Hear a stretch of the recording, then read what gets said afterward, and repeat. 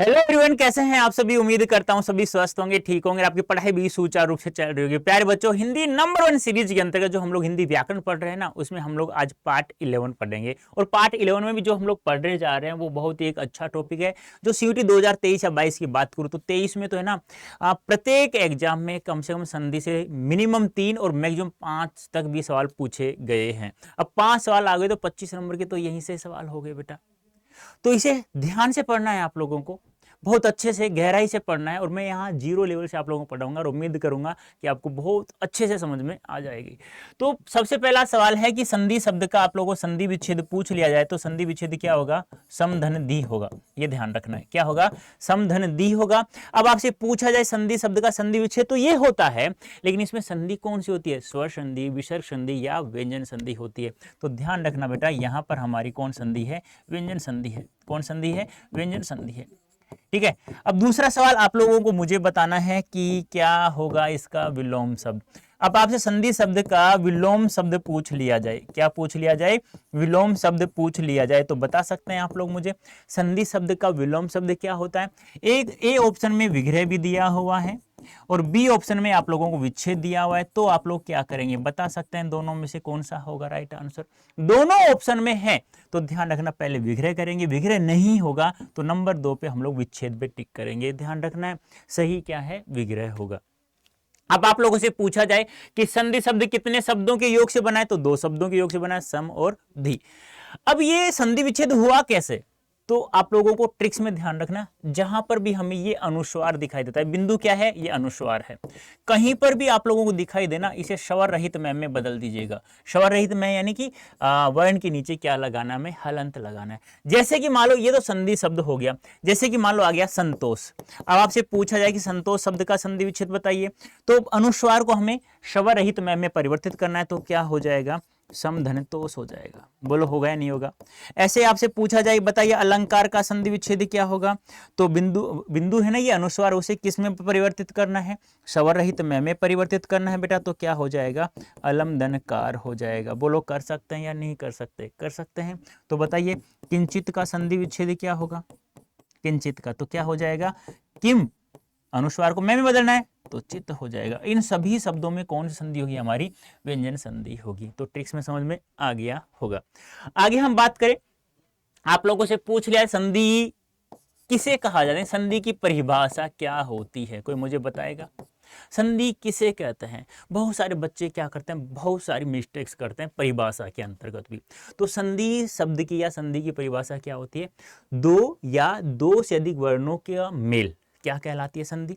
या हम लोग ये भी कह सकते हैं दो या दो से अधिक वर्णों के मेल से होने वाला परिवर्तन या विकार को संधि कहा जाता है। ये ध्यान रखना, सही परिभाषा यही होगी। तो क्या हो जाएगा? दो या दो से अधिक, दो या दो से अधिक, दो या दो से अधिक वर्णों के मेल से, वर्णों के मेल से, मेल से, वर्णों के मेल से, मेल यानी क्या होता है? जोड़, समझौता। ठीक है, वर्णों के मेल से उत्पन्न विकार, उत्पन्न विकार, विकार को क्या कहते हैं? परिवर्तन। उत्पन्न विकार या परिवर्तन, उत्पन्न विकार को क्या कहा जाता है? संधि कहा जाता है। क्या कहा जाता है? संधि कहा जाता है। ये आप लोगों को ध्यान में रखना होगा, संधि कहा जाता है। ठीक है। अब एक चीज और बताइए मुझे यहाँ पे, यहाँ हम लोगों ने बात की संधि विच्छेद विलोम शब्द। यदि आप लोगों से पूछ लिया जाए संधि शब्द का शाब्दिक अर्थ पूछ लिया जाए तो क्या होता है? कोई बताएगा मुझे? एक सवाल और है, बार बार एग्जाम में पूछा जाता है, पूछा भी गया है। तो संधि शब्द का शाब्दिक अर्थ होता है समझौता। क्या होता है? समझौता। या हम लोग कह सकते हैं मेल, या हम लोग कह सकते हैं जोड़। ठीक है, ये भी आप लोगों को ध्यान में रखना होगा, क्योंकि ये याद कहाँ से आया? यहाँ से याद मुझे आया है कि हाँ ये भी बच्चों को बताना बहुत जरूरी है।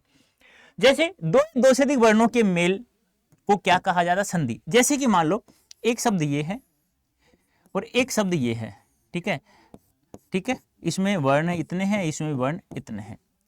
अब ये दो या दो से अधिक वर्ण लेते हैं हम, सामान्यतः दो वर्णों का मेल या दो से अधिक वर्ण मेल।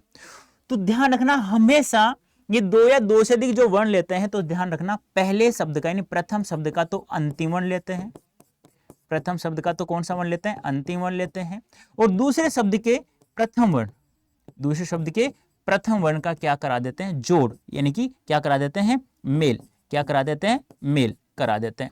अब इन दोनों को जैसे ही जोड़ेंगे तो क्या होगा, परिवर्तन होगा, क्या होगा, परिवर्तन होगा, और उसी परिवर्तन को क्या कहा जाता है, संधि कहा जाता है। समझ में आया? तो दो या दो से अधिक वर्णों का मेल से उत्पन्न विकार, अब यहां विकार कैसे होगा वो अभी समझा दूंगा। ये तो हम लोगों ने दो वर्णों का मेल किया, अब मान लो दो से अधिक कैसे होगा, तो एक शब्द और होगा ऐसे यहां पे, तो वही बात है, फिर इस शब्द का अंतिम, इस शब्द का प्रथम, और भी होगा तो इसका अंतिम, इसका प्रथम होगा। इस प्रकार से हम लोग जोड़ते हुए चले जाएंगे। इसीलिए कहा जाता है संधि की परिभाषा में दो या दो से अधिक वर्णों का मेल क्या कहलाता है, संधि। या सही परिभाषा की बात करें तो दो या दो से अधिक वर्णों के मेल से उत्पन्न परिवर्तन को या उत्पन्न विकार को क्या कहा जाता है, संधि कहा जाता है। ठीक है, यहां तक समझ में आ गया, आगे देखते हैं। अब मैंने कहा कि ये परिवर्तन कैसे होता है, देखो जैसे एक उदाहरण दे रहा हूं मैं आप लोगों को, जैसे मैंने लिखा विद्या धन अभ्यास। अब देखो परिवर्तन कैसे होता है। अब इस शब्द का अंतिम वर्ण क्या है, किसी को नहीं पता, नहीं पता किसी को भी।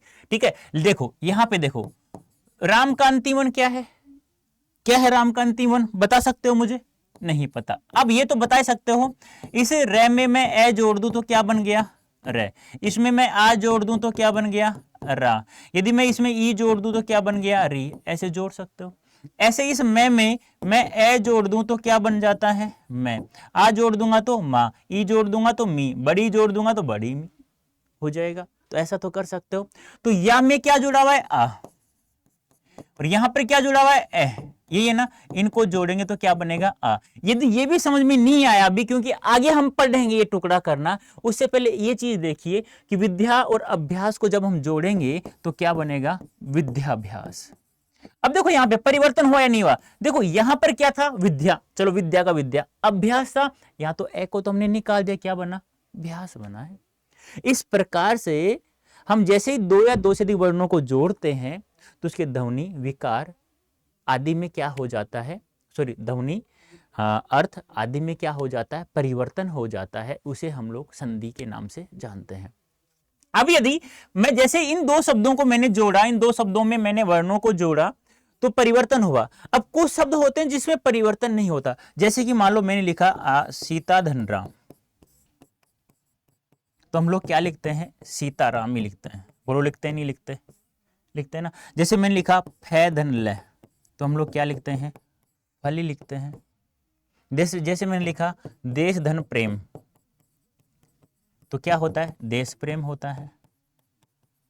ठीक है, अब देखो यहां तो मैंने किया तो परिवर्तन हो गया, और भी देख लो, जैसे कि मान लो अभिधन आस, तो क्या हो जाता है, अभ्यास। देखो परिवर्तन हुआ ना, आस यास, समझ में नहीं आया कैसे हुआ, लेकिन परिवर्तन हुआ ना। लेकिन यहां कुछ क्या परिवर्तन हो रहा है क्या, नहीं। तो ध्यान रखना, जहां दो शब्दों को हम लोग जोड़ते हैं और उनको ज्यों का त्यों लिख देते हैं तो वहां क्या हो जाता है, संयोग हो जाता है। यानी कहने का तात्पर्य क्या है, जब इन दो शब्दों को ज्यों का त्यों जोड़ के लिख देते हैं, इसके अर्थ ध्वनि विकार, अर्थ ध्वनि में कोई परिवर्तन नहीं होता है, तो वहां पे क्या कहलाता है, वो संयोग कहलाता है। इन दो शब्दों को ज्यों का त्यों जोड़ करके लिख दो तो वो संयोग, और दो शब्दों को जब ज्यों का त्यों नहीं लिख रहे हैं, कुछ परिवर्तन करके लिख रहे हैं, तो वो कहलाती है हमारी संधि। यहां तक समझ में आ गई। नेक्स्ट, अब बेटा जो संधि होती है ना, संधि जो संधि होती है वो संधि होती है हमारी तीन प्रकार की। कितने प्रकार की होती है, तीन प्रकार की। एक होती है स्वर संधि, एक होती है व्यंजन संधि, और एक होती है विसर्ग संधि। क्या आप लोगों को इसकी परिभाषा पता है, आप लोगों को सभी को पता है तो बताइए मुझे कि स्वर संधि किसे कहते हैं। तो ध्यान रखना, स्वर संधि किसे कहते हैं, स्वर के साथ में, किसके साथ में, स्वर के साथ में किसका मेल होता है, स्वर का मेल होता है। ठीक है, तो स्वर के साथ में स्वर का मेल करेंगे तो वो कौन सी संधि कहलाएगी बेटा, स्वर संधि कहलाएगी। और व्यंजन संधि किसे कहते हैं, स्वर के साथ में किसका मेल होता है, या तो व्यंजन का मेल होता है, या ऐसे नहीं होगा तो क्या होगा, व्यंजन के साथ में स्वर का मेल होगा, या ऐसे नहीं होगा तो क्या होगा, व्यंजन के साथ में किसका मेल होगा, व्यंजन का मेल होगा, तो उसे हम लोग व्यंजन संधि के नाम से जानते हैं। फिर विसर्ग संधि क्या होती है, क्या तो स्वर के साथ में व्यंजन होगा, और स्वर के साथ में व्यंजन हो या कोई भी हो, किसके बाद, विसर्ग के बाद में, तो वहां हमारी कौन संधि हो जाती है, विसर्ग संधि।